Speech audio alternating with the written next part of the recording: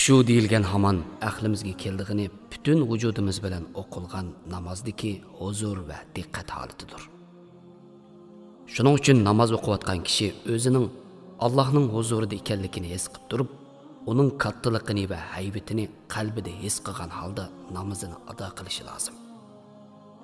Janob Alloh bu vaqtda mundaq deydi: Müminlar baxtga erishdi.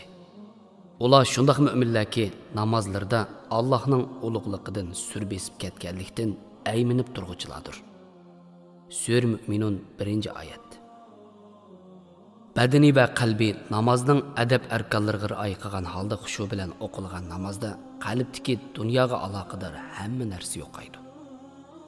Shuningdek, namoz mu'minning mirojidir degan haqiqatning namoyandasi bilan namoz o'qigan kishi Allohning huzurida tasvirligisiz bir uchrashishga muyassar bo'ladi. Namozdagi bu ma'naviy miroj maqomiga erishish uchun namoz o'quvchi ham sirtqi jihatdan hamda ichki jihatdan, ya'ni ma'naviy jihatdan tayyor bo'lishi lozim. Namoz o'qiganda xushu holatini saqlab qolishning eng unumli yo'llaridan biri bo'lsa, namozni xuddi eng oxirgi namozini o'qiyotgandek hissiyatda o'qishdir. Vaqti oxirlashgan, hayotining eng oxirgi daqiqalarini yashayotgan kishi Rabbining huzurida qanday tuyg'uda turayotgan bo'lsa, har bir namozini xuddi shu tuyg'uda turib ado qilishi lozim. Chunki hech kim keyingi namozni o'qiy oladiganligiga kafolatlik qila olmaydi. Namoz o'qigan kishi namoz o'qiyotganda butun vujudi bilan Allohga yuzlangan holda har qanday dunyoviy o'y fikrlardan yiroq turishga tirishishi, o'qiyotgan oyatlarning ma'nosini tafakkur qilib ko'z yosh qilishi, butun diqqati bilan sajdagohga qarab turishi va duo holatida turishi u kishi uchun yaxshidir. Faqat mush shaklda qilingan namozlar egisiga foyda olib keladi va namoz o'quvchini har xil nashoyon, yomon ishlardan yiroqlashtiradi.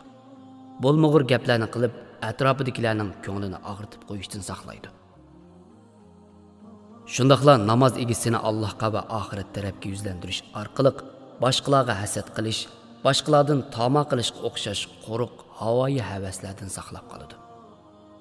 Shayx Naqshbandi hazratlari mundaq deydi: Bir qul faqat tövandagi 4 narsa bilanla namozda xushu holatiga o'talaydi. Birinchi, har vaqt halol yemekliklarni yeyish. Yegan vaqtida qalbiy jihatdan o'yg'oq bo'lish va huzurlanib yeyish. Ikkinchi, tahorat jarayonida g'aflatdan yiroq turish. Uchinchi, tunji takbirni aytganda o'zining Allohning huzurida ekanligini eslash.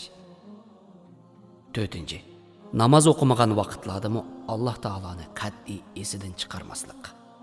Halol g'izoning musbat energiyasini hazm qilgan bir badan faqat ta'dil arkonlari bilan elingan tahoratdan keyin huzurliq bir namozga tayyor holatga keladi.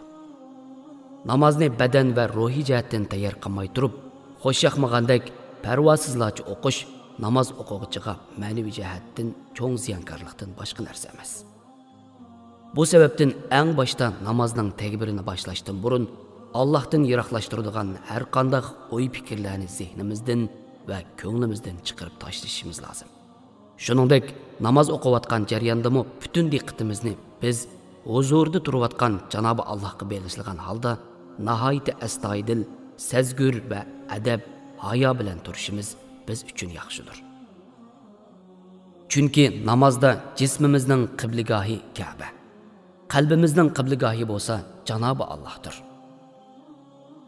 Shak shubhisizki bu holatning eng katta ulgisi Rasululloh sallallohu alayhi va sallamdir.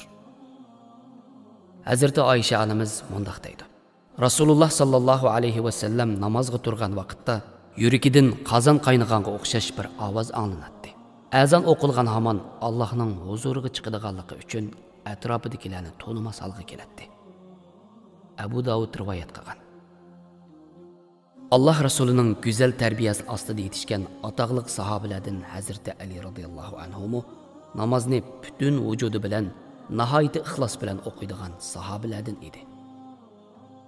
Haqiqatan o muborak sahobaning ma'lum bir jangda pochoq tarafiga o'q betib ketgan bo'lib, og'riqning qattiqligidan o'q chiqarib etilmagan edi. Ahvoli mushundaq turuqliq, namozga oldirabli o'rnidan turgan Hazrati Ali butun diqqati bilan namozga g'arq bo'lganligining dastida o'qning chiqarilganligini to'ymagan edi. Shuningdek, suyimlik payg'ambarimizning navrilaridan Zaynul Abidin hazratlari tahorat eliyotganda chiroyi tatirib, sarg'ayib ketadi. Namozni boshlaydigan chaqda bo'lsa, putlari titrab ketadi. Uningdan bu ahvolni so'raganlarga, "Ajiba kimning huzuriga chiqadiganligimdan xabaringlar yo'qmi?" deydi. Abu Nuaym rivoyati. Yana bir tarafdan Alloh Qur'oni Karimda faqat tövendikilar buningdan mustasno. Ular namozga hamisha rioya qiluvchilardir. Ma'arij surasi 22 va 23-oyat. Ular namozlarni to'liq ado qiladi. An'am surasi 92-oyat. Sirtqi va ichki adablarga rioya qilingan holda o'qilgan namozlar bandini har vaqt Allohning huzurida bo'lish hissiyotiga erishtirib, qalbini hamisha Alloh bilan bo'lishga tayyorlaydi. Mavlana Hazratlari bu holatni ta'riflab mundaq deydi: "Shundaq bir tahorat olginki, qat'iy buzilmaydigan. Shundaq bir namoz o'qiginki, qat'iy tugab qolmaydigan. Ya'ni Allohning huzuridagi qulluq huzurini eng oxirgi tiniqlarimizga qadar surish va Janob Haqning huzuridagi adabni ibodat sirtida muhofaza qilish haqiqiy komil mu'minlarning shuaridir. Mush sababdan haqiqiy haq oshiqlarining namozlari uzoq muddatlidir.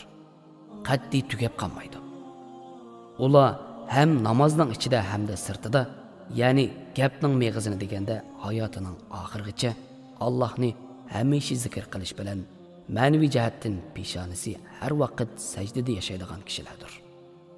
Chunki ibodatlar belgilangan vaqt ichida ado qilinsa-mu, Janob Allohga bo'lgan iymon va qulluq mangulikdir. O imonning uzilib qilishi yoki tugab qilishi talash tartish qilishadigan masala emas. Faqat bu yerda shuningga diqqat qilishimiz lozimki, bu xil turdagi hadislar kishilarni parvosizlarcha namoz o'qishdan ogohlantirish uchun rivoyat qilingan. Ya'ni hech nimadan hech nima yo'q birisi qo'pibla bu hadislardan namozni ta'dil arkonlari bilan xushu bilan o'qimagan kishining o'qiganidan o'qimagani yaxshi degan gapni chiqarmasin. Chunki kamtuk bo'lsa-mu bir narsaning bobug'ini yo'q bo'lganidan nachchasi yaxshi. Oxirda shu muborak so'zni yana bir qatim takrorlaylikki, namozdan haqiqiy huzur va manfaat olish uchun badanimizning qibligohi Ka'ba, jismimizning qibligohi Janobi Alloh bo'lsin. Ya'ni qalbimiz namozda xushu bilan to'lgan bo'lishi lozimdir. Rabbimiz hammaylarga xushu bilan to'lgan namozlarni nasib qilsin. Amin.